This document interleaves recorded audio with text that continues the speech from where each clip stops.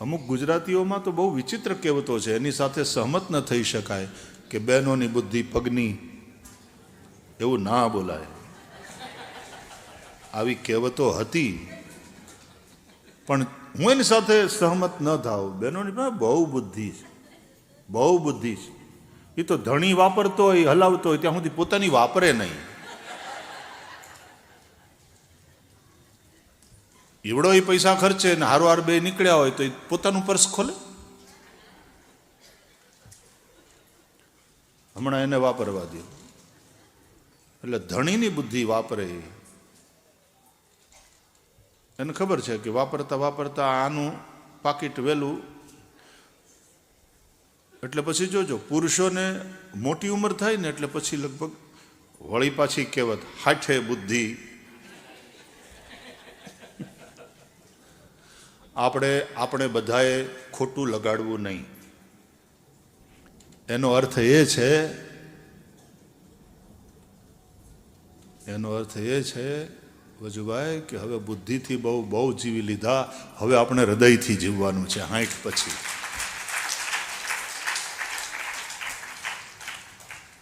બુદ્ધિનું કયું બહુ કર્યું, અબ દિલ કા કહા કરો.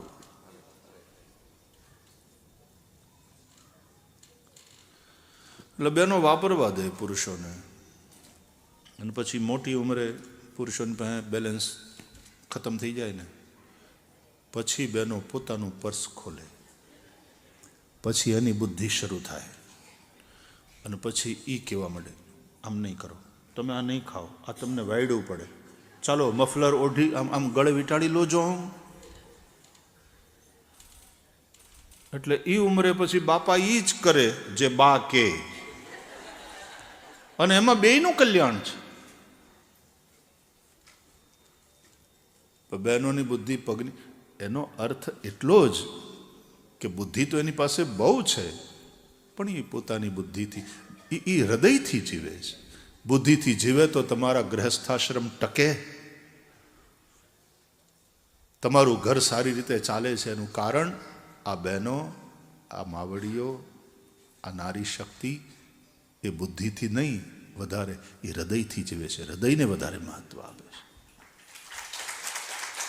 જ્યાં બુદ્ધિ છે ત્યાં તો તર્ક છે, ત્યાં પોતાના સ્વાર્થ છે, પણ જ્યાં હૃદયની વાત છે ત્યાં પ્રેમ છે, ત્યાં સમર્પણ છે.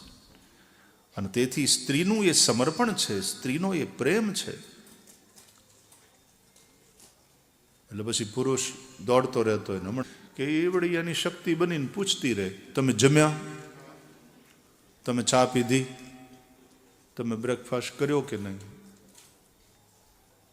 એ પૂછતી રહે, એની શક્તિ બનીને એની સાથે ઊભી રહે. એટલા માટે આપણે ત્યાં યજ્ઞમાં પણ દેવતાઓનું આપણે આવાહન કરીએ છીએ, પૂજન કરીએ છીએ, અને પછી દેવતાઓના નિમિત્તે ત્યાગ એટલે સ્વાહા કરીને આહુતિ આપીએ છીએ. પણ એ દેવતાઓને આપણે એની શક્તિ સાથે, એની દેવીઓ સાથે આવાહન કરીને બોલાવીએ છીએ. સશક્તિકમ આવાહયામી સ્થાપયામી ભો ઇન્દ્ર ઇહાગચ્છ ઇહતિષ્ઠ. મારી પૂજાનો સ્વીકાર કરો.